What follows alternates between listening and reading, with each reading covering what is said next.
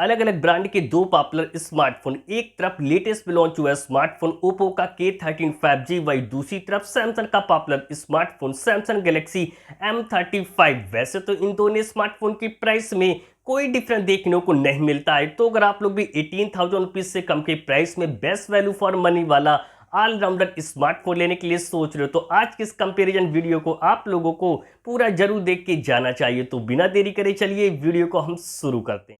दोनों स्मार्टफोन का अगर परफॉर्मेंस की बात करी जाए तो एक तरफ रियलमी के नार्जो दोनों स्मार्टफोन का अगर परफॉर्मेंस की बात करी जाए तो एक तरफ गैलेक्सी के M35 में सैमसंग का एक्जिनोस 1380 का प्रोसेसर देखने को मिल जाता है, वही दूसरी तरफ ओप्पो के K13 5G में कॉलकॉम स्नैपड्रैगन 6 Gen 4 का प्रोसेसर देखने को मिल जाता है। अगर परफॉर्मेंस वाइज बात करी जाए तो वैसे तो प्राइस में कोई डिफरेंस देखने को नहीं मिलता, पर परफॉर्मेंस और गेमिंग परफॉर्मेंस के मामले में तो क्लियर विनर निकल के आता है ओप्पो का K13 5G, क्योंकि एक तरफ गैलेक्सी के M35 का जो अंततः स्कोर निकल के आता है वो 6,11,000 निकल के आता है, वही दूसरी तरफ ओप्पो के K13 5G का जो अंततः स्कोर निकल के आता है वो 7,14,000 निकल के आता है। अगर आप लोग भी इन दोनों में से किसी स्मार्टफोन को खासकर गेमिंग के लिए लेने के लिए सोच रहे हो तो इन दोनों स्मार्टफोन के GFX स्कोर यानी गेमिंग स्कोर को जानना बहुत ज़्यादा जरूरी है। जब इन दोनों स्मार्टफोन में 30 मिनट तक गेम को प्ले किया गया तो एक तरफ ओप्पो के K13 5G का जो गेमिंग स्कोर निकल के आता है वो 34,300 निकल के आता है, वही दूसरी तरफ गैलेक्सी के M35 का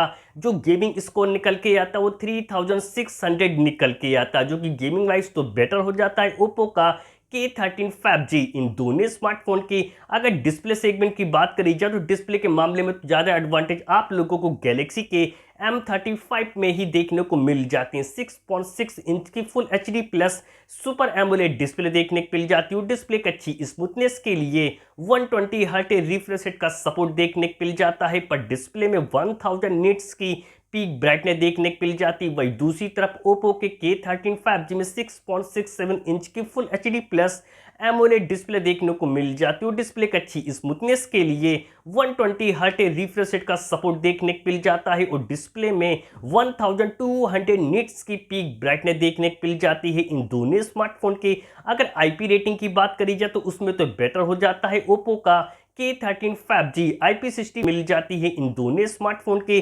अगर कैमरा सेगमेंट की बात करी जाए तो कैमरे के मामले में तो क्लियर विनर निकल के आता है गैलेक्सी का M35। बैक में ट्रिपल रियर कैमरा सेटअप देखने को मिल जाते हैं। 50 मेगापिक्सल का मेन प्राइमरी कैमरा मिलता है, बाकी के दो कैमरे 8+2 मेगापिक्सल के मिल जाते हैं विद LED फ्लैश लाइट के साथ। कैमरे में OIS का सपोर्ट देखने को मिल जाता है और फोन के बैक कैमरे से 4K वीडियो आसानी से रिकॉर्ड कर सकते हैं।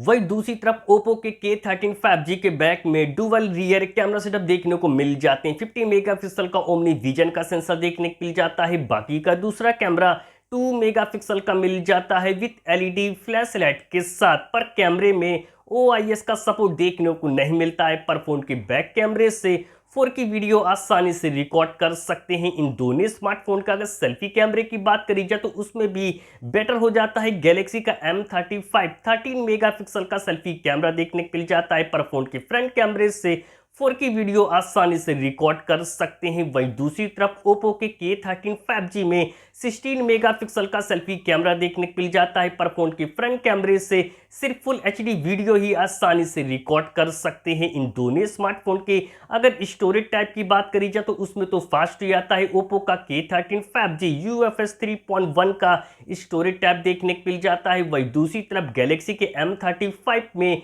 UFS 2.2 का ही स्टोरेज टाइप देखने को मिल जाता है। इन दोनों स्मार्टफोन के अगर बैटरी सेगमेंट की बात करी जाए तो बैटरी और चार्जिंग स्पीड दोनों के मामले में तो काफी बेटर हो जाता है ओप्पो का K13 5G 7000 mAh की एक बड़ी बैटरी मिल जाती है। 80 वाट के फास्ट चार्जिंग के साथ USB Type-C पोर्ट का सपोर्ट देखने को मिल जाता है। वही दूसरी तरफ गैलेक्सी के M35 में 6000 mAh की एक बड़ी बैटरी मिल जाती है। 25 वाट की फास्ट चार्जिंग के साथ USB Type-C पोर्ट का सपोर्ट देखने को मिल जाता है। सिक्योरिटी फीचर के लिए एक तरफ ओप्पो के K13 5G में इन डिस्प्ले फिंगरप्रिंट सेंसर देखने को मिल जाता है, वही दूसरी तरफ गैलेक्सी के M35 में साइड माउंटेड फिंगरप्रिंट सेंसर देखने को मिल जाता है। तो अब बात करी जाए कि दोनों में से कौन सा स्मार्टफोन आप लोगों के लिए बेस्ट है। अगर आप लोग भी 18,000 रुपीज से कम के प्राइस में नया ऑलराउंडर 5G स्मार्टफोन लेने के लिए सोच रहे हो तो मैं आप लोगों को रिकमेंड करूंगा कि आप लोग ओप्पो के K13 5G को ही बाय करें।